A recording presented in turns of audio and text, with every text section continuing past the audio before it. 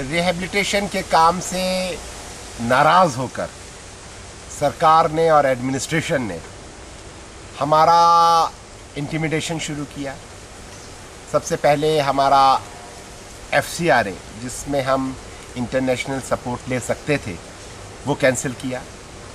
उसके बाद हमारा जो कैंपस था, जिसमें हम गांव के लोगों को ट्रेनिंग देते थे, SHGs को ट्रेनिंग देते थे, फार्मर्स ट्रेनिंग चलाते थे, ट्राइबल वॉलंटियर्स को ट्रेनिंग देते थे, हेल्थ वर्कर्स को ट्रेनिंग देते थे, वो कैंपस को 17 मई 2009 को आकर के बुलडोज़र चला करके डिमोलिश कर दिया। फिर हमने सोचा कि हम इस तरह की चीज़ों से डरेंगे नहीं, हम हमारा लोगों की मदद करने का काम जारी रखेंगे। और दंतेवाड़ा के पास एक किराए का मकान लेकर हमने अपना ये सारा काम फिर से शुरू किया। सरकार को फिर बुरा लगा और सरकार ने आकर के हमारे लैंडलॉर्ड को डराना शुरू किया।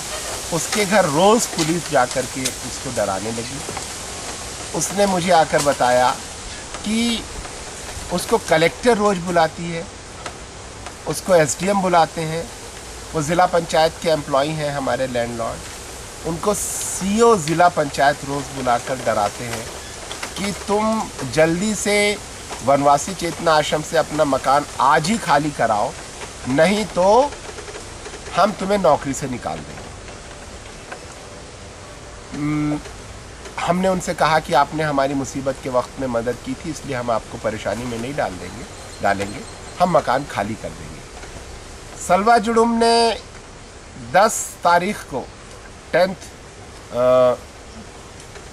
दिसंबर को एक रैली की और उसमें उन्होंने डिक्लेयर किया in the presence of police officers and administration कि पूरे डिस्ट्रिक्ट में अगर वनवासी चेतना आश्रम को कोई ज़मीन बेचेगा या मकान किराए पर देगा तो हम उसको मार डालेंगे। तो इन्हें वे उन्होंने बिल्कुल ये फैसला कर लिया था कि वो हमको वहाँ रहने ही नहीं देंगे। और ये सब इन कनाइवेंस विद एडमिनिस्ट्रेशन, पुलिस और गवर्नमेंट के हो रहा था। गांव में अभी ग्रीन हंट जो इन्होंने शुरू किया, सो कॉल्ड ग्रीन हंट, उसमें इन्होंने एक बिल्कुल नए तरीक़े से नया तरीक़ा सीख कर आई। पता नहीं इनको अमेरिका ने सिखाया है या किसने सिखाया है।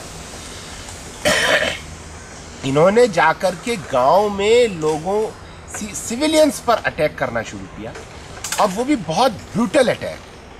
ये लोगों को पकड़ते थे जिसमें बूढ़े, 80 साल के बूढ़े, 80 साल के बूढ़े को स्टैब करके मारा, जो ब्लाइंड था, जो भाग नहीं सका। 70 इयर्स की एक ओल्ड लेडी थी, उसके ब्रेस्ट चॉप्ड ऑफ किए, और दे कट पीपल इनटू पीसेस। एक 2 साल के बच्चे की फिंगर्स काट दी। और इनका जो ये तरीक़ा था, इसका जो हमें समझ में आता है वो मोटिव था कि लोग टेरराइज हो जाएं और भाग जाएं, ज़मीनें खाली हो जाएं ताकि उसको माइनिंग के लिए दिया जा सके। तो बहुत ही ब्रूटल वे में इन्होंने ये ऑपरेशन शुरू किया था। वो लोग हमारे पास आए, हम उनको लेकर दिल्ली गए, और दिल्ली जाकर सुप्रीम कोर्ट में हमने PIL एक रिट पिटीशन फाइल की। उसके बाद वो लोग अपने गांव वापस गए। चिदम्बरम साहब से मेरी मुलाकात हुई और मैंने कहा आप आकर के देखिए तो सही दंतेवाड़ा में क्या हो रहा है। उन्होंने मुझसे वादा किया कि वो आएंगे, और जब लोग आए इस पब्लिक हियरिंग के लिए तो चिदम्बरम साहब ने रिफ्यूज़ कर दिया आना।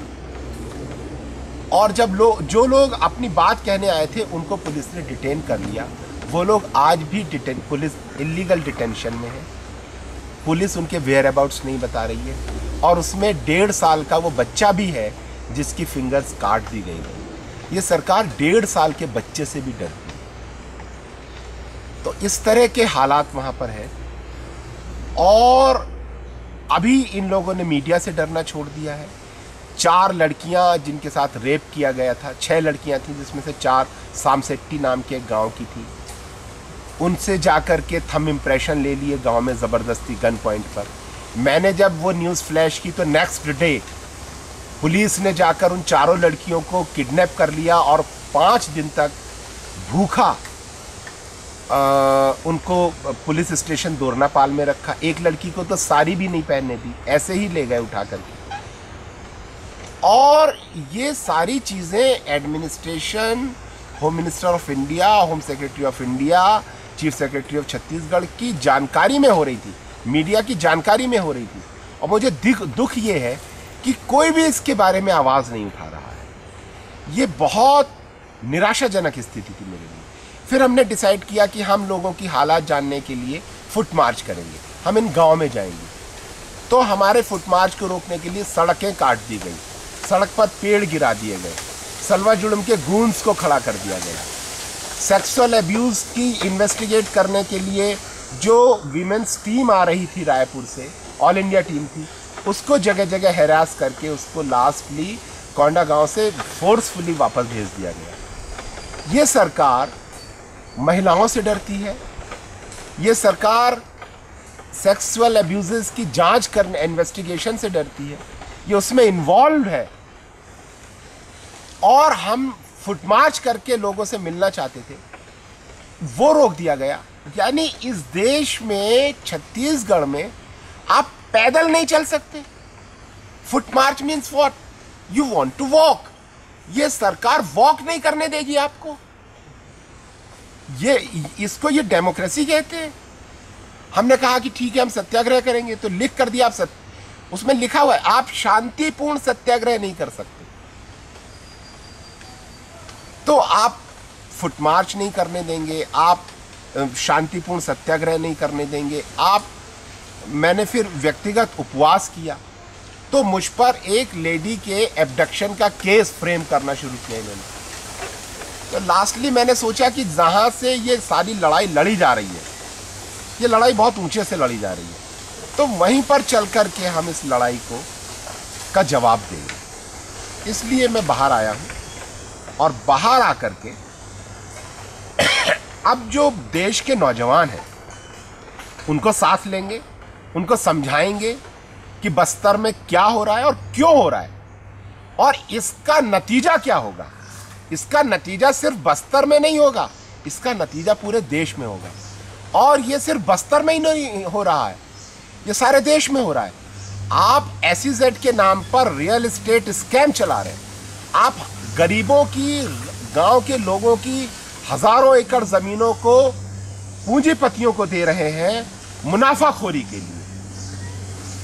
एक तरीके से आप इस देश के गरीबों की सारे रिसोर्सेस को ताकत के बल पर और वायलेंस के जोर पर छीन लेना चाहते हैं। इसमें से क्या निकलेगा?